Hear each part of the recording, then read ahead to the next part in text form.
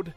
Shall we get this show on the road? I think so. Welcome to Mats with Mr. D. We are on the big 31, problem set 31, and we're gonna start off today with some quicks. Yeah, some sprints. Let's do some sprints. I need to choose my right screen here. Will I get it right? Yeah, that looks good.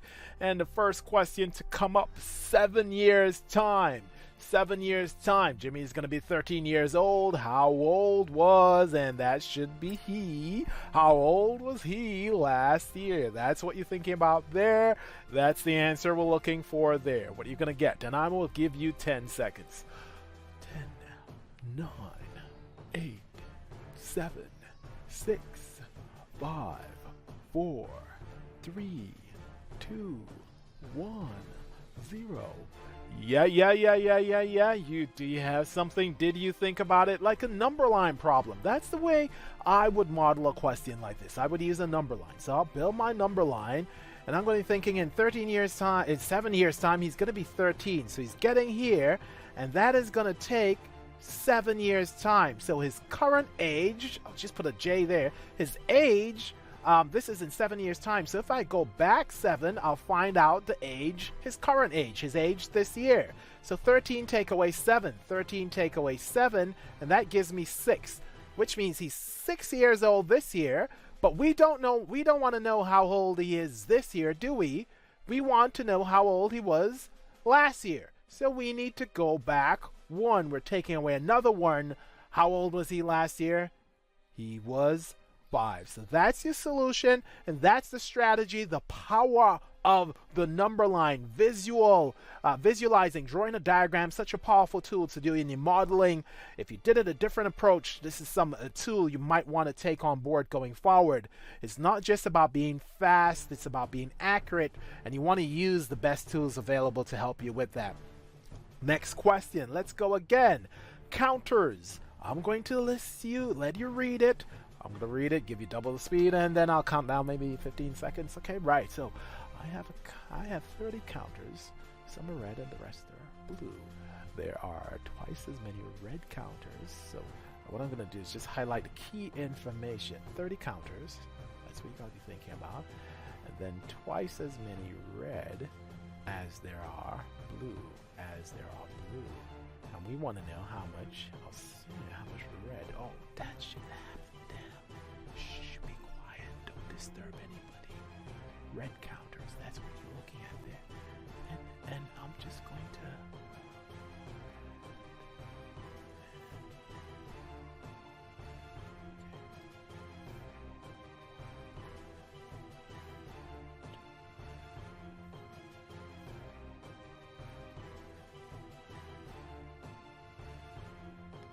So that's the model you should be thinking about there. Shh, don't disturb anybody doing the work. Come on. Move up a little bit, some space. Okay, red.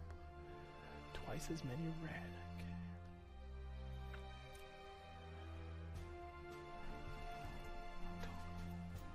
And then you need to be thinking, that's a total. That will give me a total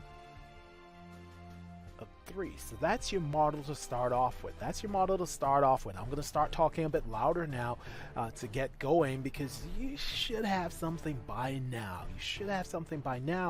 Or this is one that you want to explore a bit more detail. So if it's twice as many red, for every 1 blue, I have 2 red. That means we can work up in sets of 3s. And then you're asking yourself, so because to have another, for example, another blue, then you have to have 2 red. So we can have this situation where another 3, which gives us 6. Okay, I'll use the total as this column. So if I have 6, if I was to have 6 of these counters, 4 of them would have to be red, 2 and 2 would be 4, and 2 of them would have to be blue. If I think about those numbers, 2 red, 4 blue, red, blue, you can see we're getting twice as many red. So the model works. Now, we want to have 30.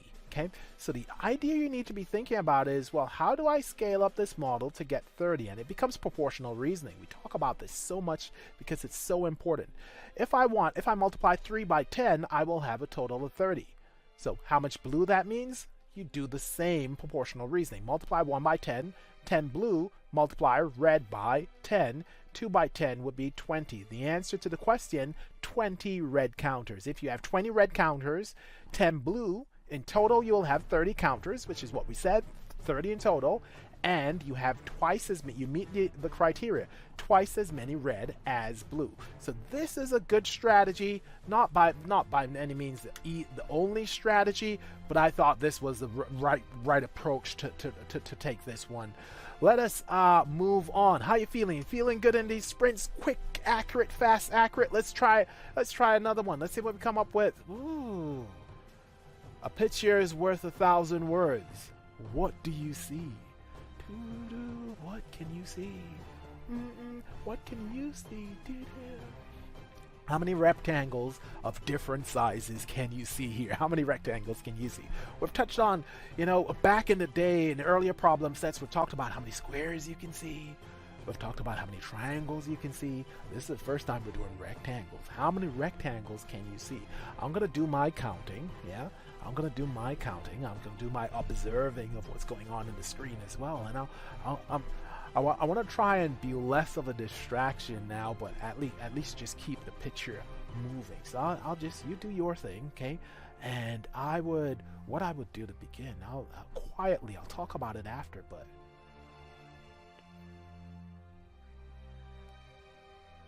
you work on the question. I think you saw that.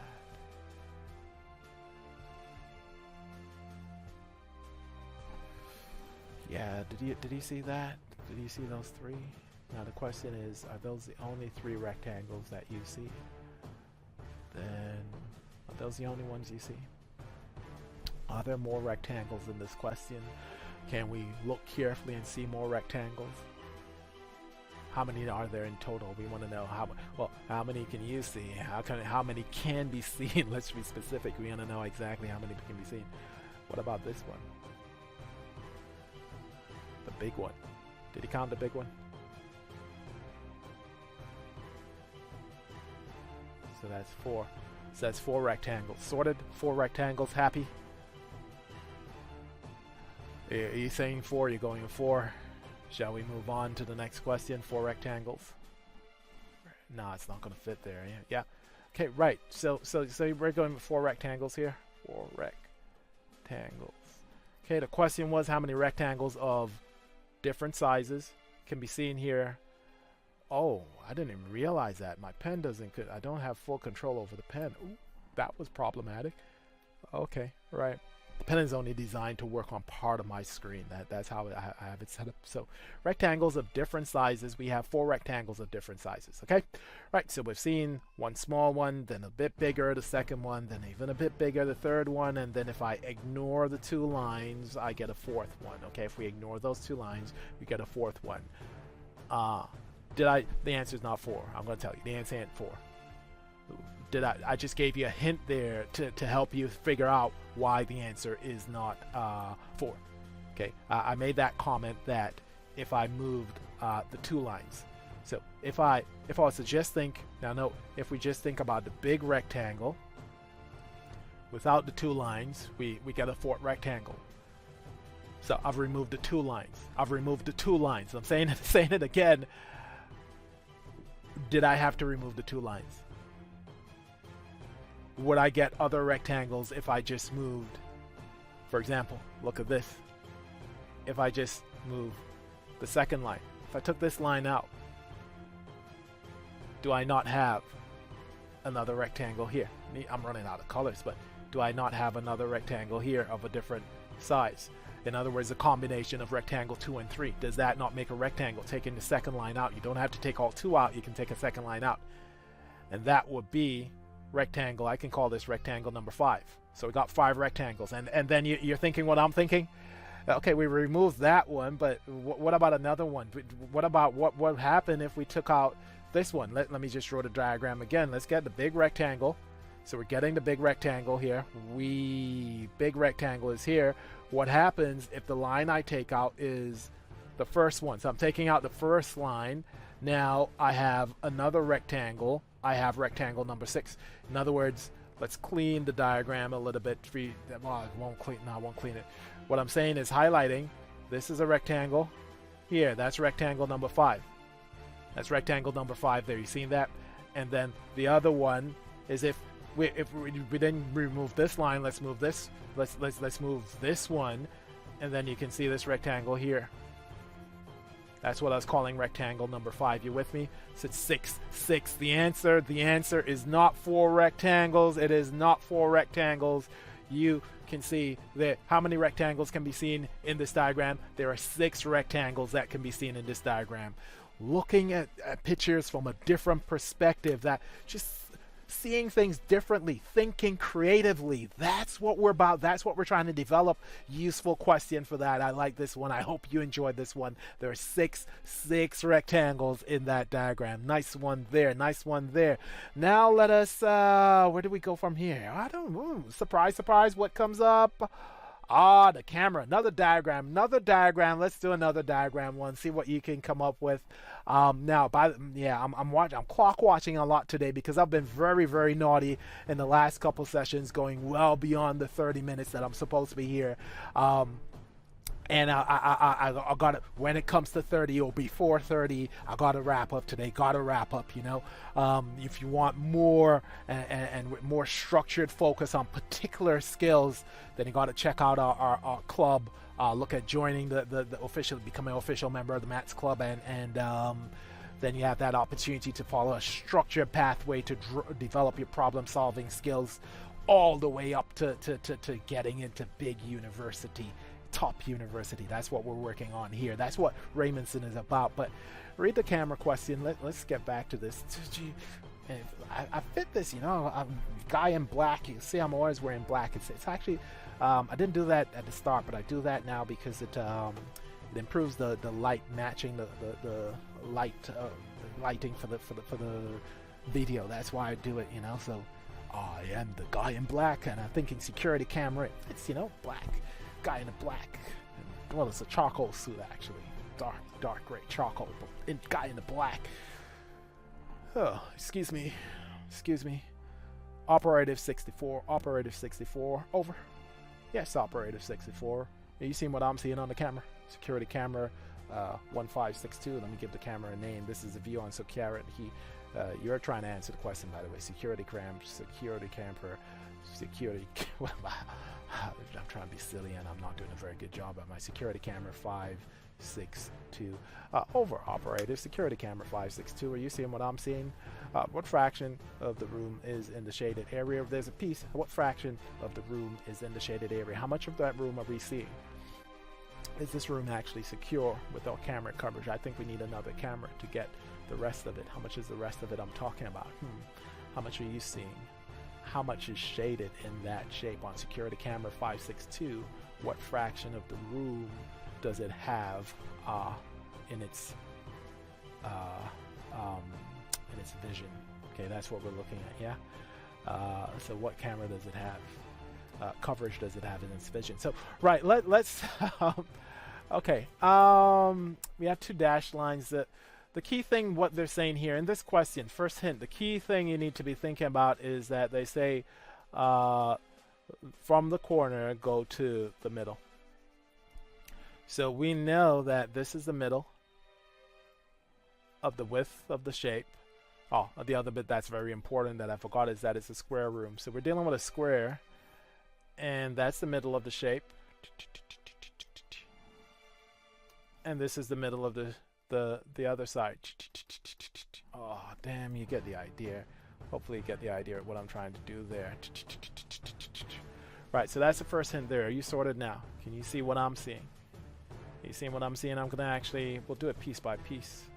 Whoa. Don't be doing all of that. Okay, let's take out the red line and just deal with the blue line. Okay, and even the blue line, I put it in, so you have your hint. You got your hint. You're sorted there. I put in a straight line here. Right. Sorted. You seeing what I'm seeing? Seeing it? Right. What it means, I'm going to write something down and tell me if you're happy with this. I'm going to say that this fraction that is not shaded, that's not in the sight, is a quarter. I just said that. What do you think about that? Because that line I drew, if this is the middle of the side of the square, the width of the square, if that's the middle of the width of the square, then I've just drawn a line cutting the square into half. And that triangle is cutting the half into half. That means that's a quarter of the square. Half of a half is a quarter. In other words, I can cut this shape. If I was going across, I can actually cut this shape into 4 of those triangles. So I know it's a quarter. Look, I'm going down there. Whee! I'm going across here. Whee! 1, 1, 2, 3, 4. So it's 4 quarters, all of the same size. Okay, so that's a quarter of the shape. Four pieces, 4 equal pieces, so it's a quarter of the shape. Sorted there. Now let's look at it from the other perspective. Let's look at it doing a horizontal line, not a vertical line. Let's remove the vertical line, and let's... What do you see when you see a horizontal line? I think it's game over for this question. You think so too? You think so too? You think we're looking good here? Right, so that's the horizontal line there, and well, if you look at it, hey, if this line is in the middle, then boom, it's the same thing, the same situation happening. This has to be a quarter. Why? Because if that's the half line, and I cut a diagonal splitting a rectangle, if you do the diagonal, it's now a rectangle. It's half of the square, but if I do the diagonal, cut the diagonal, then I'm cutting the rectangle, that rectangle into 2 equal pieces. This square, 1, 2, and then if I continue doing the same thing, following the same pattern, so cutting across the, you get the idea, 3, 4, I have 4 equal pieces, which means that the one piece shaded is a quarter. Another way of thinking about it, I love seeing these little patterns and all of that. Let me just put that in the corner so we can see with that diagram it's a quarter, and it's a quarter. We want the answer of the shaded region. I think you have the answer. I think you have the answer. So let's look at wrapping this one up. Let's make it happen. And I'll draw a diagram here just to make sure everybody can see it. And that's the square. That's what we're thinking about with the square. I need to make it a bit smaller for you to see. That's going to do the job. That's the square. And then if this is one of the triangles cutting into the middle, this is one of the triangles, that's the first one, that's a quarter. The other one, yeah, this one down at the bottom is a quarter, and if you turn it, if you turn that triangle, you can get it to fit in here a quarter. So we have 2 quarters, and 2 quarters, if you have 2 quarters, what's left? It's easy to visualize here. The shaded region, it's a different shape in the actual diagram, but the shaded region is 1/2. 1/2 of the room is being covered by the camera. That's what we're looking for in our answer here. So we've explored visualization even more, and where did we go? Should we go for more diagram, visualization, calculating areas? I say, should I say no? Nah, I ain't gonna say no. Let's do one more. Let's go. And let us go to the world of Excel. You know, GCS exam stuff. And woo, which one was it?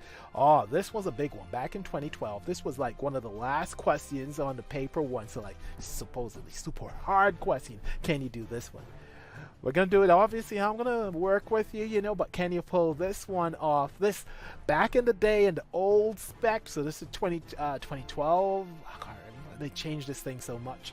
New GCSEs are 2015 edition.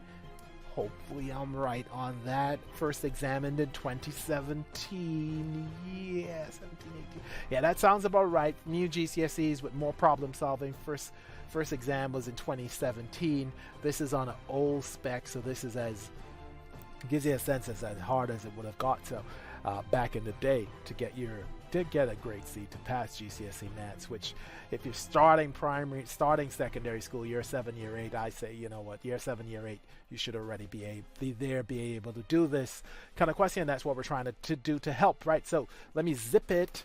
Let me go into my little quiet world and give you a chance to read through this question and work on it. And I will occupy myself with, what am I going to do? What am I supposed to do? I got to... Okay, I'll just, I can't draw. Okay, I'll give you a chance to read it, and then I will start to, you know, give a bit of input and all of that. You know, that's what I'm here for, to help. I'm here to help. Okay, so you got your moment, and I can see what's going on here and just check things out, you know. And also I need to get a couple things ready for, what I'm doing later. Yeah, that's another bit for classes later. We could start looking at that. That's another thing to do in my time. Yeah, And you should be, what should be happening is that after you've read the question, you want to highlight the key pieces of information that you should be using in the question. That's the next phase of what you want it to be doing.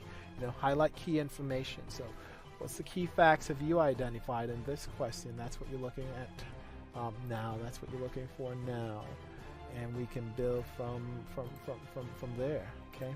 So what's the key information you're going to highlight? That's what I'm asking you there. That's what I'm looking for. What are the key information? And I look through it, and so my first hint, I'll do it quietly, so you don't have to peep at the screen if you have your key information already.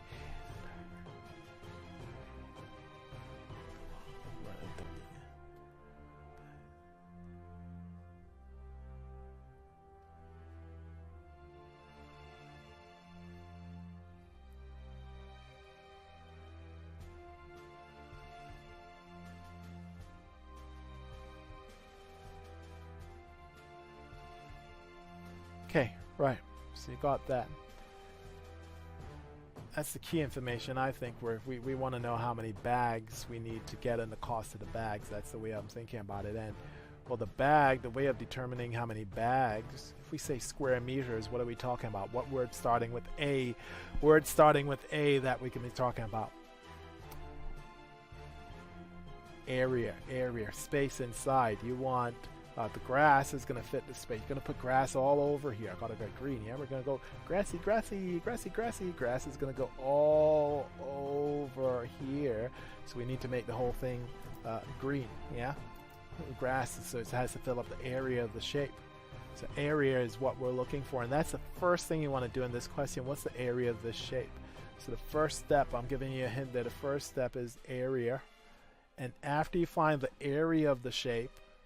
Okay, so that's your first thing, finding the area of the shape. And then the second bit you want to find out is to use that to find out number of bags. So once you know the area of the shape, you know that every bag is 20 square meters. So when you know how many square meters, you can do a calculation to work out, well, how many of the bags you need to buy to fill up the space.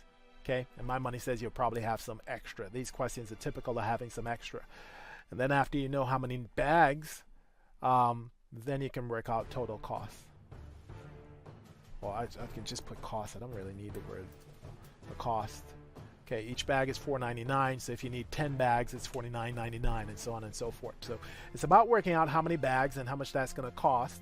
The lowest number, the smallest number of bags you can get, because obviously you can buy lots of extra. You can always have extra. So that's what you're looking at. It's a three-stage problem. Find the area, get the number of bags that you need to fill up that area. Then when you unpack those bags, you'll get grass all over. Yeah, grass seed. You sprinkle all the seed, which is not green, but it will shoot up to green grass. Hey, that wasn't that important. That it was seed and not hey.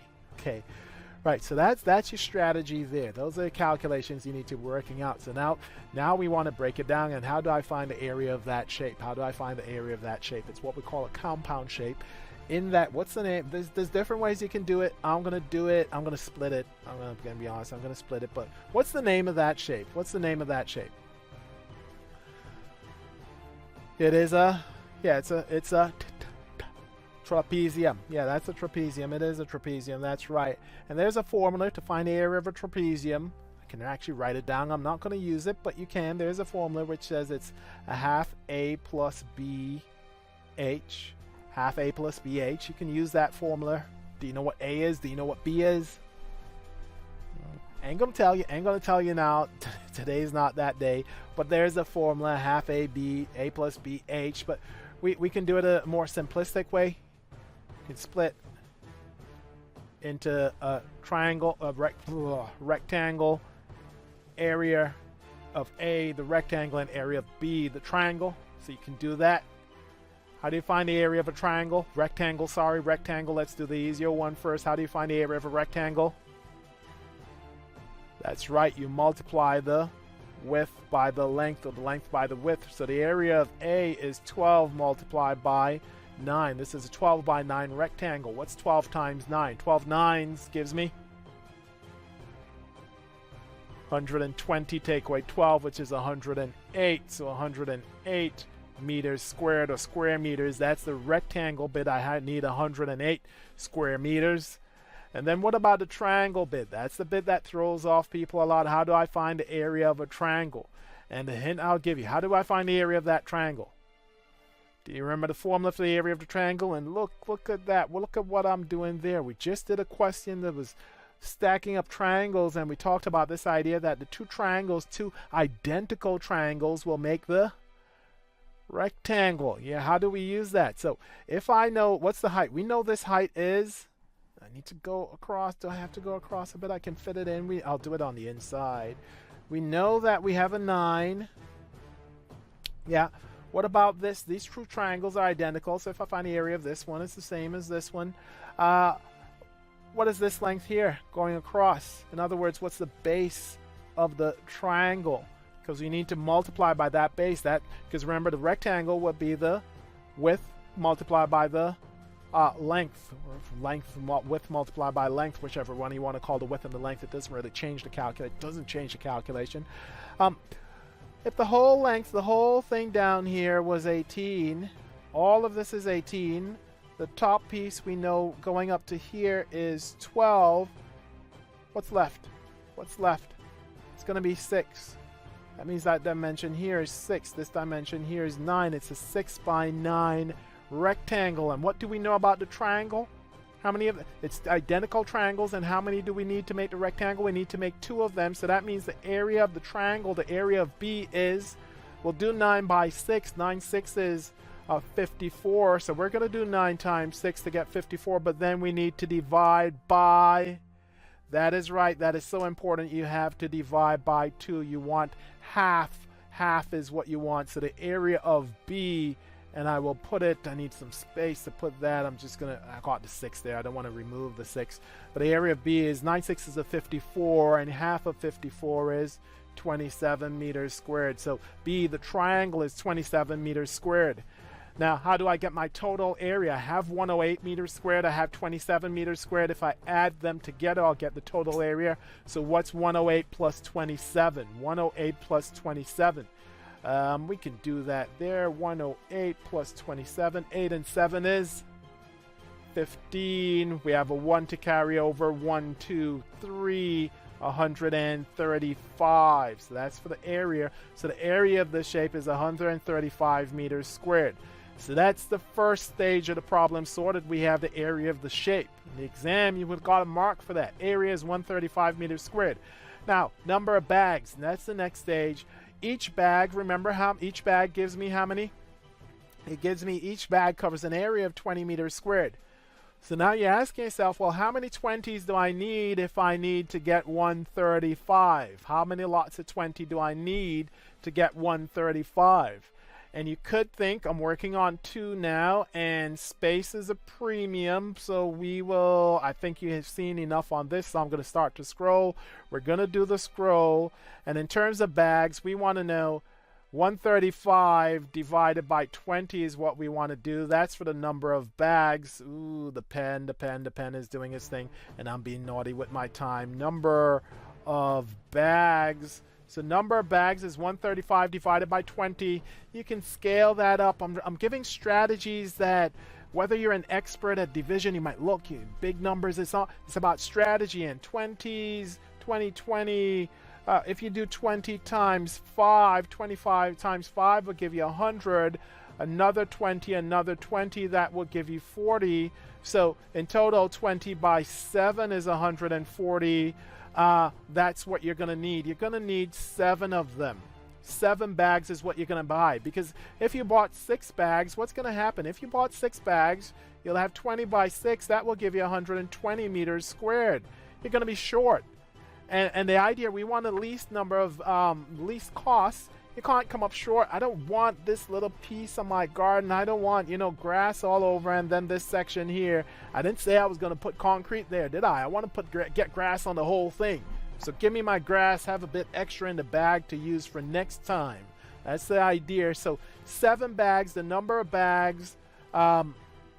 number of bags is going to be 7 bags. That's the second stage there. And the final stage, we now know we have 7 bags. Work out the least cost. It didn't say the least number of bags, the least cost, but that means the least number. We need to use the least number of bags to get the least cost.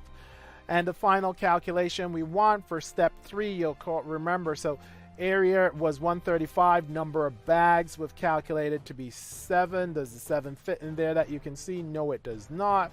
135 meters squared.